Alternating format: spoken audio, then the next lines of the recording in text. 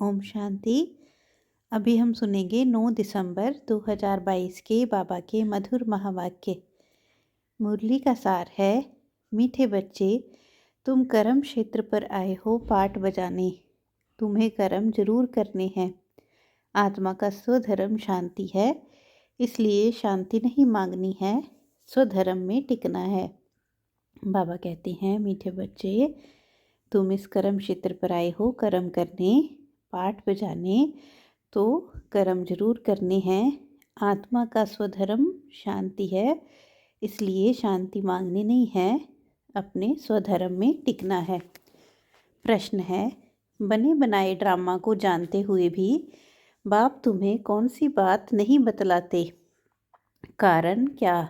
यह ड्रामा बना हुआ है, फिक्स्ड है, 5000 वर्ष का जो हुआ वो हूबहू रिपीट होना है। पर फिर भी बाबा हम बच्चों को कौन सी बात नहीं बतलाते और उसका कारण क्या है? बाबा कहते हैं, बाप जानते हैं कल क्या होने वाला है, तो भी बताएंगे नहीं। ऐसे नहीं कल अर्थक्वेक होगी, यह आज ही बता दें। अगर बतला दें तो ड्रामा रियल ना रहे। अगर बता दें बाबा तो ड्रामा देखने का मज़ा ना आए, रियल ना रहे। तुम्हें सब कुछ साक्षी होकर देखना है। अगर पहले से ही पता हो तो उस समय तुम्हें बाप की भी याद भूल जाएगी। पिछाड़ी की सीन देखने के लिए तुम्हें महावीर बनना है, अचल अडोल रहना है।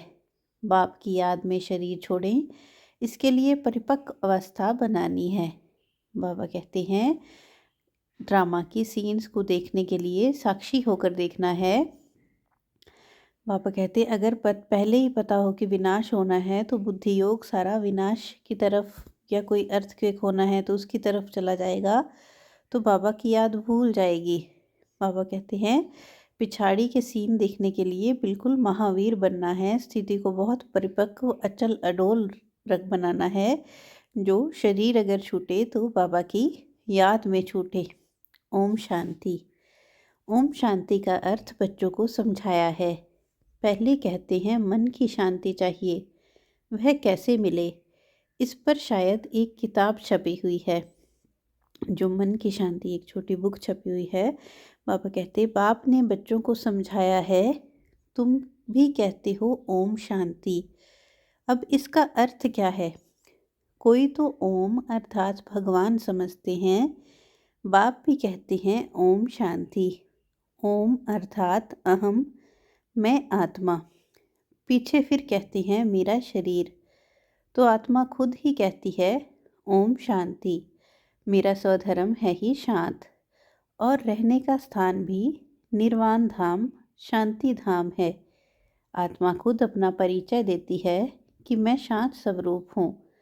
फिर पूछने की दरकार ही नहीं रहती कि मन की शांति कैसे मिले। अगर आत्मा स्वयं ही शांत स्वरूप है तो पूछने की ज़रूरत ही नहीं कि मन शांत कैसे रहे, मन की शांति कैसे मिले। बाप भी कहते हैं ओम शांति। मैं भी परमात्मा हूँ, तुम सब बच्चों का बाप हूँ, शांति धाम में रहने वाला हूँ। तुम आत्माओं ने यहाँ शरीर धारण किया है पाठ बजाने, फिर मन की शांति का तो प्रश्न ही नहीं उठ सकता।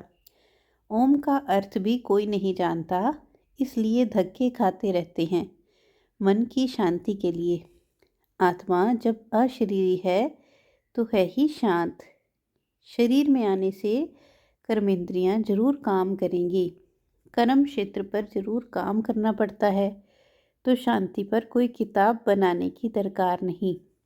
बाबा कहते हैं, शांति तो आत्मा का स्वधर्म ही है, तो उसमें टिकना है, उस पर किताब बनाने की ज़रूरत नहीं। यह तो सेकंड की बात है समझने की। आत्मा खुद कहती है ओम शांति। बाकी क्या चाहिए? कहाँ से शांति आएगी? आत्मा का देश शांति धाम है। अभी तो वहाँ जाकर बैठेंगे नहीं, पाठ जरूर बजाना है। वैसे ही परमपिता परमात्मा से जीवन मुक्ति पाने के लिए कोई किताब आदि की दरकार नहीं। यह तो सेकंड की बात है। किताब भक्ति मार्ग में बनाते हैं, ना कि ज्ञान मार्ग में। फिर भी बाबा कहते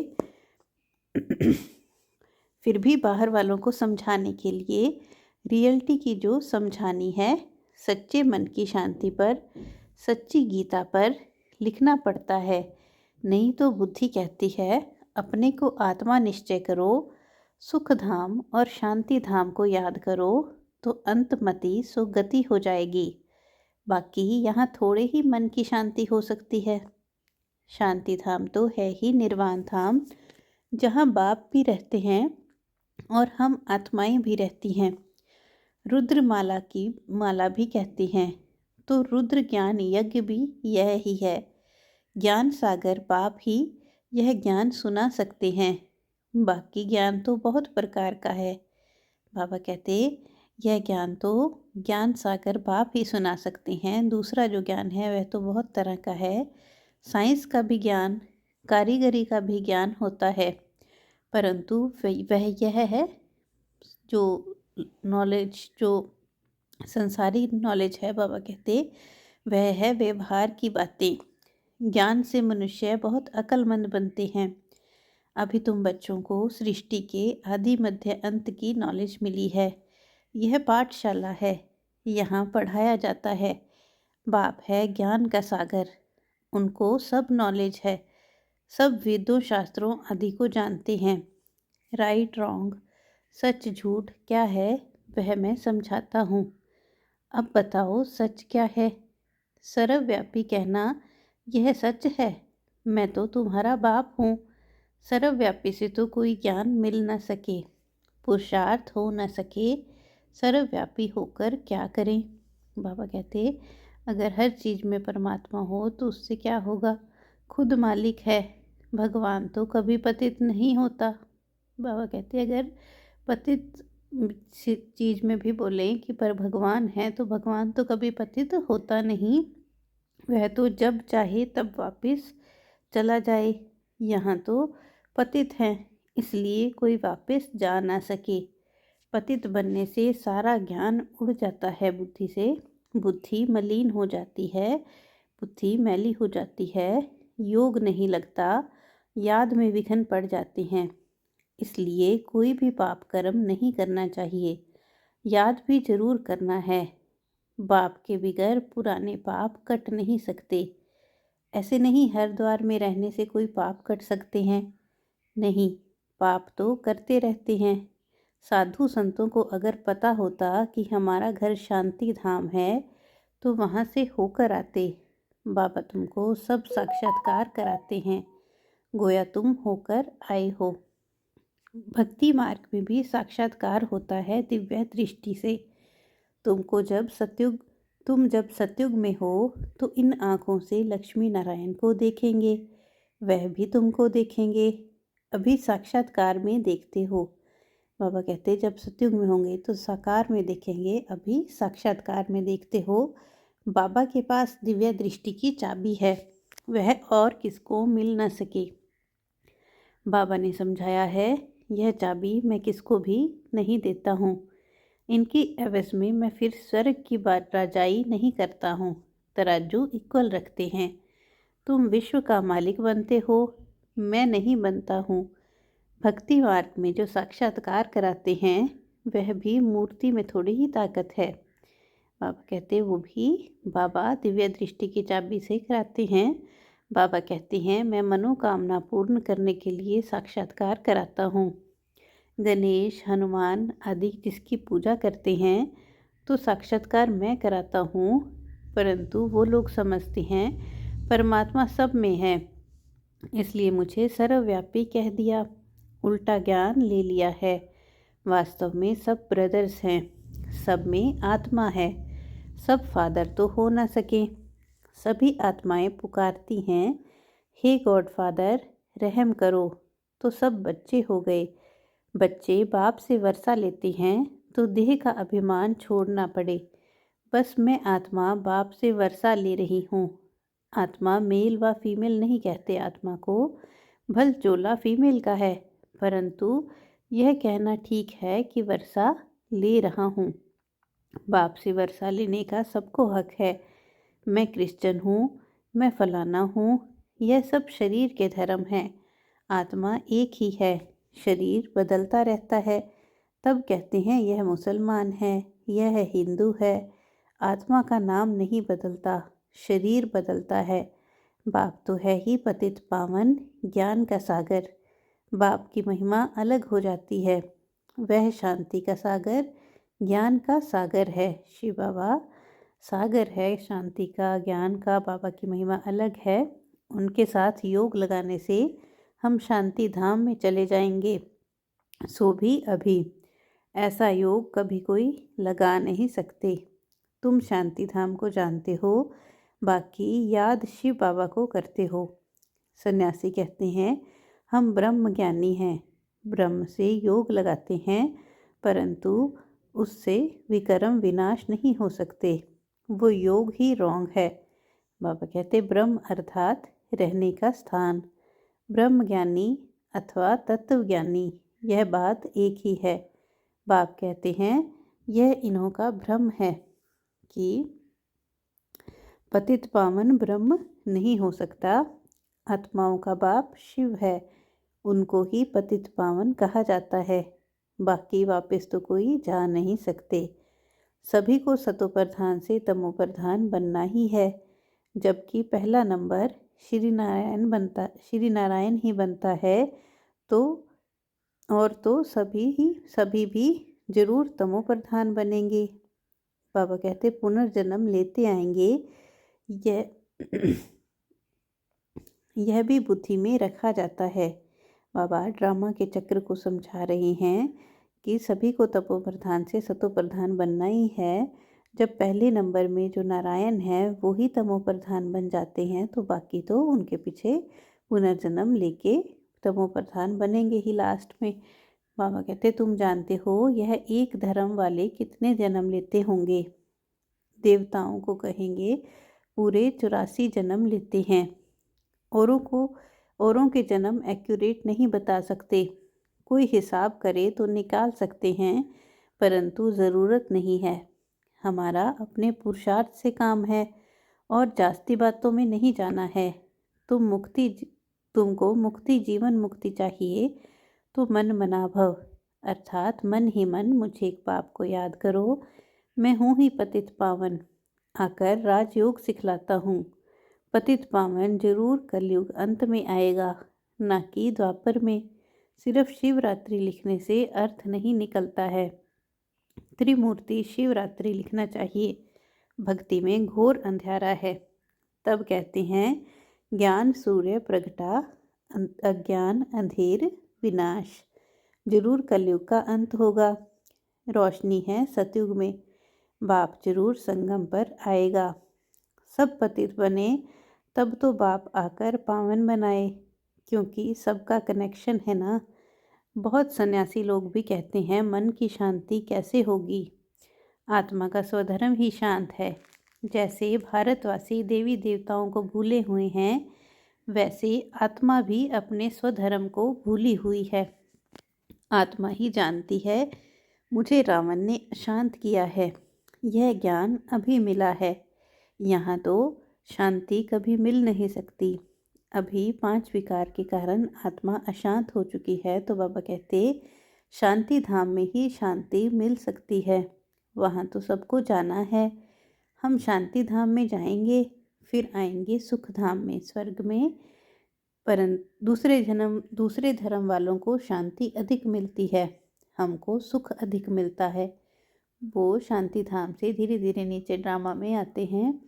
तो बाबा कहते उनको शांति धाम में ज़्यादा समय मिलता है, हमको सुख अधिक मिलता है। उन्हों को न इतना सुख न इतना दुख मिलेगा। यह है डिटेल की बातें। कोई ने लक्ष्य को अच्छी रीति पकड़ लिया है, वह भी काफ़ी है। घर में रहते बाप और वर्षे को याद करते रहो, परंतु प्रजा नहीं बना सकेंगे। जो प्रजा बनाएंगे वही राजा रानी मालिक बनेंगे। मेहनत है ना। प्रोजेक्टर पर समझाना सहज है। बड़े बड़े आदमियों को निमंत्रण दे, उनको समझाना चाहिए। तुम बच्चे बहुतों का कल्याण कर सकते हो। यह भी नए तरीके निकल रहे हैं।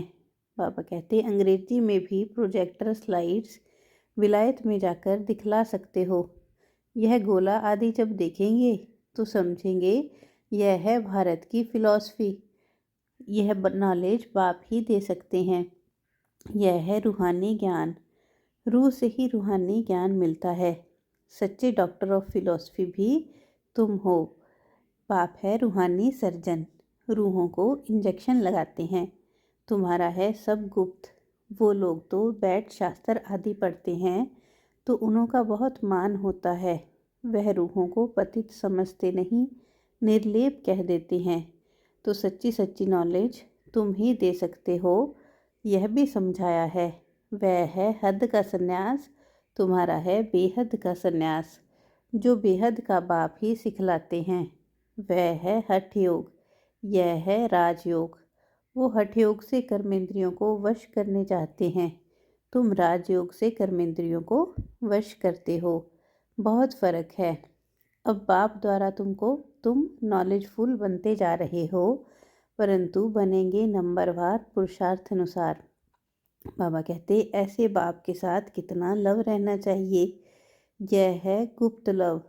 आत्मा भी गुप्त है। आत्मा जानती है कि हमको बाबा मिला है, दुख से छुड़ा रहे हैं। बाबा आपने तो कमाल की है। कलप कलप आप हमको ज्ञान देते हो, हम फिर भूल जाते हैं। बाप कहते हैं हाँ बच्चे, हमने तो कहा था यह ज्ञान प्राय लोप हो जाएगा। सतयुग में यह नॉलेज नहीं रहेगी। यह सब ड्रामा बना हुआ है, जरा भी फर्क नहीं पड़ सकता। बना बनाया ड्रामा है। जो कुछ होता है साक्षी होकर देखते चलो। विनाश होना ही है, स्थापना होनी है। साक्षी होकर देखना है। समझो कल अर्थक्वेक होती है तो ऐसे नहीं मैं बतलाऊंगा यह होना है, फिर तो सब प्रबंध कर ले। साक्षी होकर देखते चलो। मूल बात है मुझे याद करो, नहीं तो मुझे भी भूल जाएंगे। तुम बच्चों को महावीर बनना है। महावीर महावीरनी को goddess of knowledge, God of knowledge कहा जाता है। गॉड ही योग सिखलाए महावीर बनाते हैं। पिछाड़ी में जब अर्थ के आदि होंगी उस समय महावीर बना चाहिए। अभी तुम पुरुषार्थी हो। अचल अडोल रहना पड़े और साथ साथ बाबा की याद में मरे तो बहुत अच्छा। जो ज्ञान में अचल अडोल होंगे वह बैठे बैठे शरीर छोड़ेंगे, फिर कर्मातीत अवस्था में जाकर सर्विस करेंगे। बच्चों को परिपक्व अवस्था में शरीर छोड़ सूक्ष्म वतन में जाए, फिर नई दुनिया में आना है। अच्छा, बच्चों को सदैव अपना चार्ट देखना है, जो हम बाबा से पूरा वर्षा पाएं। कोई भी बात के संशय में आकर पढ़ाई कभी नहीं छोड़नी चाहिए। बाबा बार बार कहते हैं मुझे याद करो तो विक्रम विनाश होंगे। बाबा ने आज कहा कि रोज़ अपना चार्ट रखना है। पढ़ाई संशय में आके नहीं छोड़नी है। याद का चार्ट रखना है कि कितना याद किया बाबा को। बाबा कहते मुझे याद रखो, याद करो तो विक्रम विनाश होंगे। अच्छा, मीठे मीठे सिक्की लदे बच्चों प्रति माता पिता बाप दादा का याद प्यार और गुड मॉर्निंग। रूहानी बाप की रूहानी बच्चों को नमस्ते। हम रूहानी बच्चों की रूहानी बाप दादा को दिल व जान सिखवा प्रेम से नमस्ते। शुक्रिया बाबा, शुक्रिया। धारणा के लिए मुख्य सार, किसी भी बात में संशय बुद्धि बन पढ़ाई नहीं छोड़नी है। अपनी स्थिति अचल अडोल बनानी है। एक बाप से सच्चा लव रखना है। अपना टाइम विस्तार की बातों में वेस्ट नहीं करना है। बुद्धि भी कर्म में मलिन न हो, इसका पूरा ध्यान रखना है। बाबा की वरदान दे रहे हैं, मनसा वाचा कर्मणा और संबंध संपर्क में पवित्रता की धारणा द्वारा परम पूज्य आत्मा भव। बाबा कहते क्या वरदान दे रहे हैं आज हम सब बच्चों को। मनसा वाचा कर्मणा और संबंध संपर्क में सब में पवित्रता की धारणा द्वारा परम पूज्य भव। पवित्रता सिर्फ ब्रह्मचार्य नहीं, लेकिन मनसा संकल्प में भी किसी के प्रति नेगेटिव संकल्प नहीं हो। बोल में कोई ऐसे शब्द ना निकलें। संबंध संपर्क में भी सबसे अच्छा हो। किसी में भी जरा भी अपवित्रता खंडित न हो, तब कहेंगे पूज्य आत्मा। तो पवित्रता के फाउंडेशन को चेक करो। सदा स्मृति में रहे कि मैं परम पवित्र पूज्य आत्मा इस शरीर रूपी मंदिर में विराजमान हूँ। कोई भी व्यर्थ संकल्प मंदिर में प्रवेश कर नहीं सकता। अगर यह सदा सम्मान में रहें, अगर सदा स्मृति में रहें कि मैं परम पवित्र पूज्य आत्मा हूँ और इस शरीर रूपी मंदिर में विराजमान हूँ, तो कोई भी व्यर्थ संकल्प मंदिर में प्रवेश नहीं कर सकता। स्लोगन है, अपने भविष्य को स्पष्ट देखने और जानने के लिए संपूर्णता की स्थिति में स्थित रहो।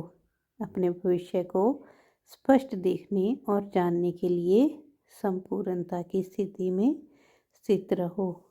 अच्छा, ओम शांति, ओम शांति, ओम शांति।